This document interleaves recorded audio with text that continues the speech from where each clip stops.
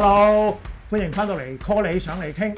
嗱，拍片時候咧，其實就已經係谷草殺科夜嘅之後一日啦。係冇錯。大家都明㗎啦。好多騎師咧，通常一完季啦，咁啊，放下假休息下，出下埠咁樣。咁但係咧，我哋又好彩喎。係，因為我哋邀請嗰位騎師，佢就咁如果你上嚟做訪問嘅話咧，係，咁我唔飛住啦，定係唔想飛早機，想飛夜機，所以先咁樣咧？咁我哋陣間要問下佢啊。咁我哋繼續有啲冠軍級人馬上嚟，我哋邀請到冠軍騎師潘頓 Zach。Welcome Zach。Welcome Zach。Thanks for having me. Yeah. So we are just joking. Yeah, because you received our invitation to here, so you are not flying right after races. Yeah, not yet. Normally I like to get out of here straight away. Normally we finish on a Sunday, and then I can get a night flight and go to wherever I need to go to. But finishing on the Wednesday night at Happy Valley, it just meant that I couldn't get a flight out in time to get to where I need to go to. So you take the flight tonight? Tonight, yes. Okay, great. Yeah. So this our luck, because you can show off in our interview. Got a little bit more time. Hey, yeah. Okay, so there has been a marvelous season for you, but there are ups and downs because you got the champion again, but you went through some serious injuries as well. So how would you describe this season? I would say all in all, it's been a very good season. If you reflect back upon it, I've had the highlights with嘉應as well as some other horses and some other big races. I raced 6 winners in a day at Happy Valley to equal the record there.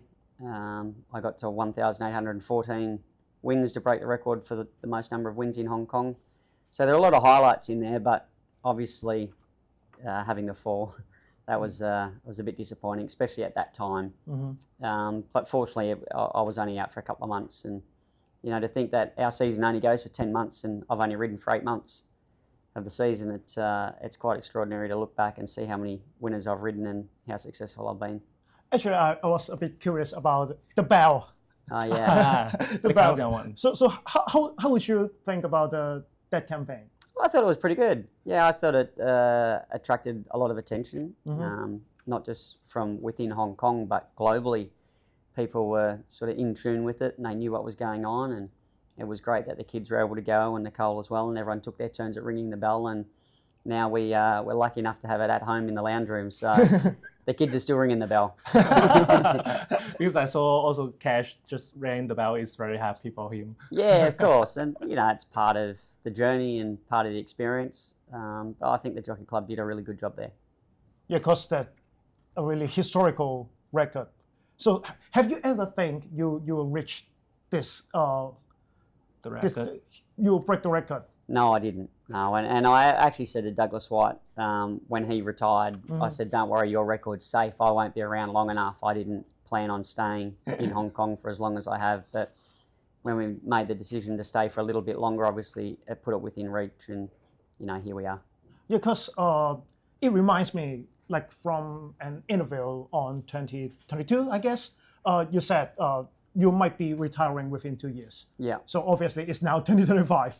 So what gives you the greatest motivation for you to continue your riding career in Hong Kong? Yeah, there are a few things. I had my hip was giving me a lot of trouble at that time, and I was waking up every day in absolute agony and having to push myself through and to go through all the physio sessions and see all the doctors, and just day after day after day, just trying to get to the next race meeting and the next race meeting, the next race meeting. It was physically very draining, mentally very draining. And I was at a point where I was like, you know what, I just don't know if I can do this for much longer. At the same time, Herrera decided to leave Hong Kong, and then it presented a few more opportunities. And with those opportunities, we sort of spoke about staying in Hong Kong maybe a little bit longer. We thought about going back to Australia as well, because we thought maybe the lifestyle back there might be a little bit more comfortable for my body. But we decided to stay here, and then as it turns out, it was the right decision. We've been very fortunate, very lucky, and I don't know how much longer I can go on for, because the hip is starting to scream in pain a little bit more again. But I'll keep getting it needled up, and I'll keep getting the therapies I need, and we'll just take it, week by week, see how we go. So, and obviously you bet嘉應Rising, this stunning horse. So, would he be one of the motivation to continue your riding career? Well, he's a part of it for sure. You know, I'm very lucky and thankful that he's come on along at this stage of my career. He's certainly made it very enjoyable, and a horse like him is a once in a lifetime opportunity. You know, I've only ridden, in my opinion, one other champion in my career, and that was Beauty Generation. Now, most jockeys don't get to ride a champion, so I was lucky to have one, and now I've got another one that's come along, so I'm extremely lucky to be in the position I'm in. But it's not just about him. You know, we'd made the decision to continue on before he come along. He's obviously helping the journey, but you know, ultimately at the end of the day, if physically I can't feel like I can compete at a certain level, then whether he's here or not, it's not going to make any difference. So you have ridden many spectacular horses in your riding career, and some of them also crowned as the horse of the year. Like we have mentioned King Rising, the sprinter one, and Mao, the Beauty Generation, and also you have a stayer, Exultant.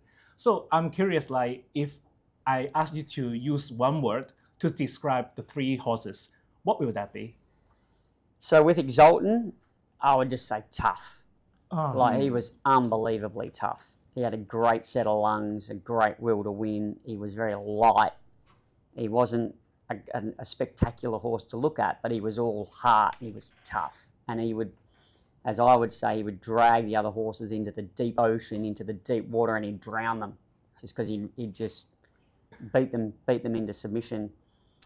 With Beauty Generation, it was just his power. You know, he was like riding a Rolls Royce. He was big, he was strong, he was beautiful to look at. And I basically just set him free, got him into his rhythm, let him use his action, and he would run the horses into the ground as well. And with King Rising, I'd say teddy bear. Like he's just so cute and cuddly. You know, he just wants to please you all the time. He's a beautiful little horse to do anything with. He's got a great attitude. He just wants to please you. He's versatile in his racing style. He's got good gate speed. He can lead. He can sit outside the leader. He can take a sit. Good turn of foot. He can run at good strong sectionals and keep going. He's got a few, you know, strings to his bow. So whatever sort of presents and unfolds itself within a race, he's able to adapt and handle that. So yeah, one's a teddy bear, one's powerful, and one is tough. Okay, so then I think you will be very excited about the coming riding in the Everest for King Rising, right?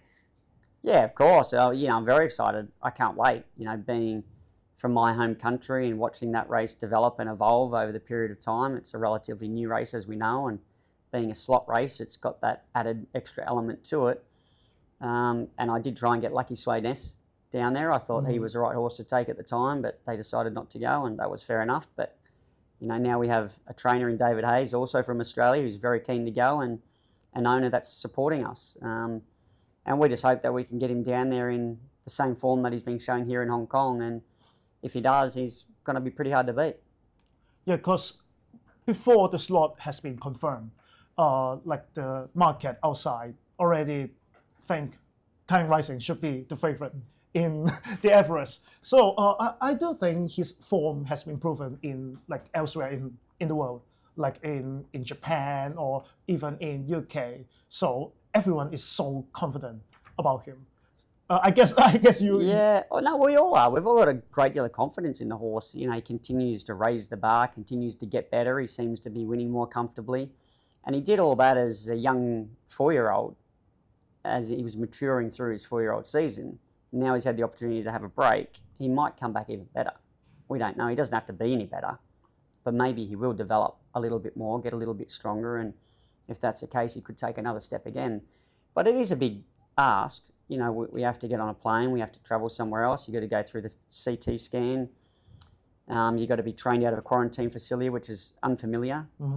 Different training tracks, different training surfaces. And then we have to go to Randwick. We've never been there before. The profile of the grass at Randwick is different to the profile of the grass here in Hong Kong. So he's going to be on a new surface, racing in front of, 50,000 people at a grandstand that he's never seen before, from a start he's never started at. against horses he's never raced against. So there are a lot of unknowns, but that's also the beauty of it. You know, you as they did with Romantic Warrior, you know, you're going onto the world stage to, you know, hopefully show everyone how good you are, and it's exciting, but there's also that little bit of, you know, what are we going to get? You have been winning on Little Bridge and also Aero Velocity overseas.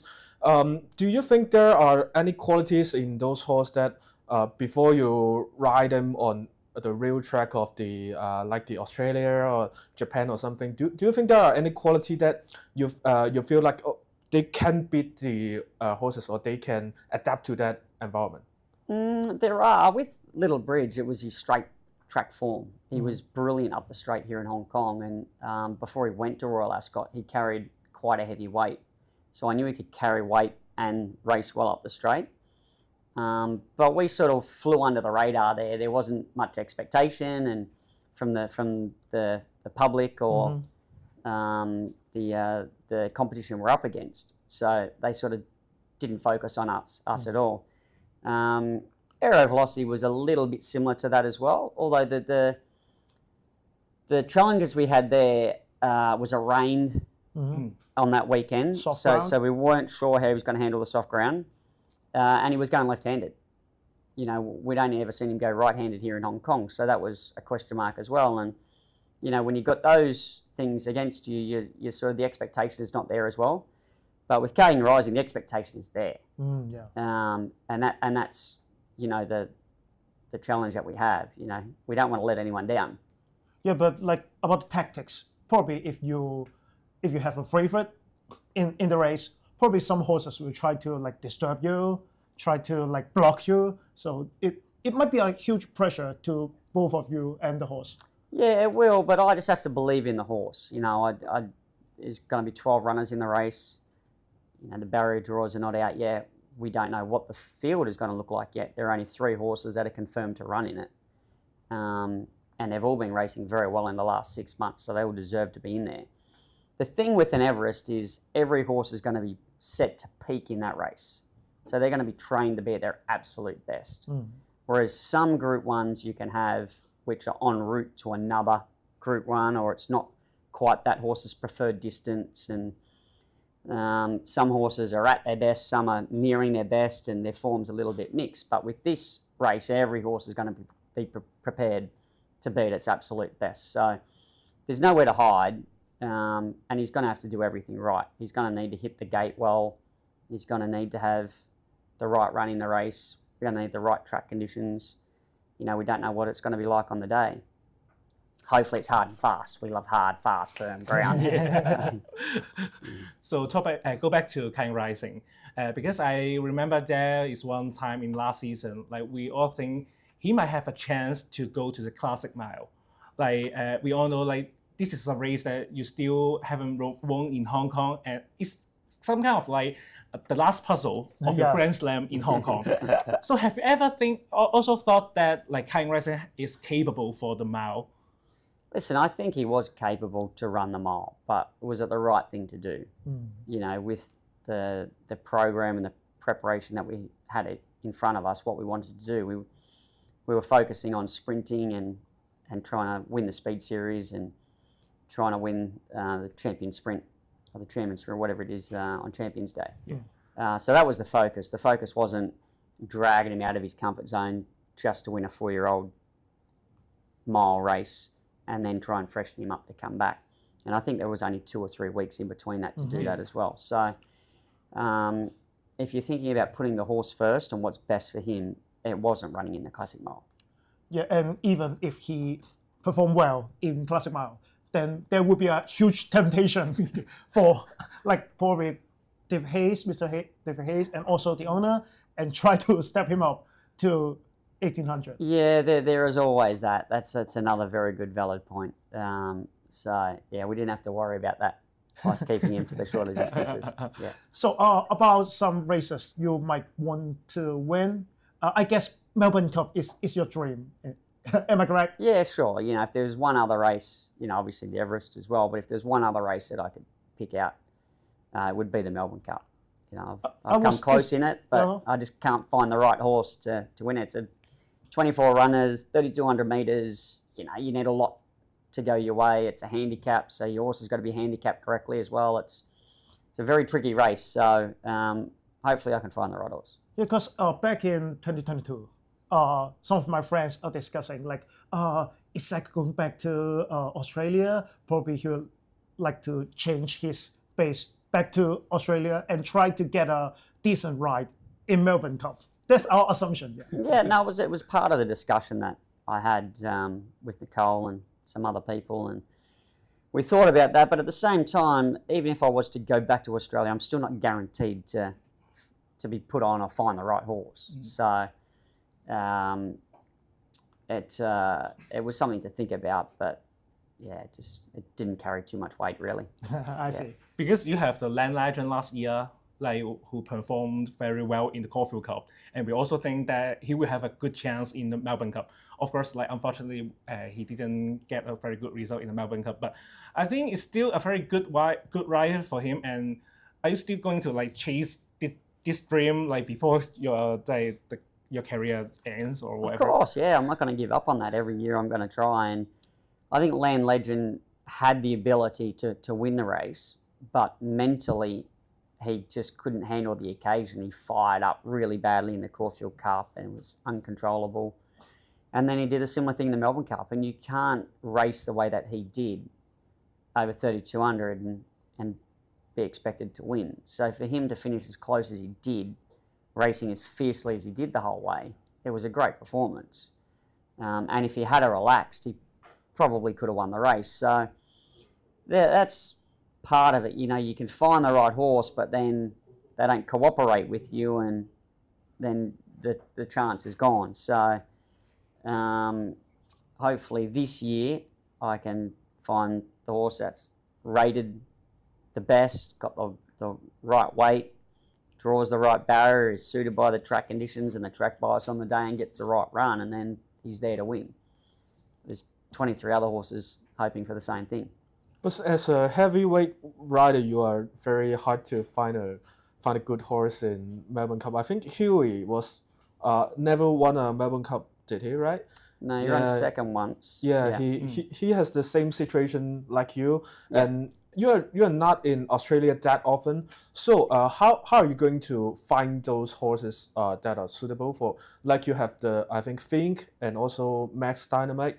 Are those horses coming to you, or you just found a way to contact with them? It's a little bit of both. Sometimes there are connections involved there, whether it's the owner themselves or an agent or a racing manager or the trainer that ask me whether I'm interested. And then, at the same time, I'm trying to find the right horse to ride as well. So, my agent in Australia does a fairly good job of trying to identify the horses that might be going down, and then, we just got to hope that we have a connection there to get on the horse.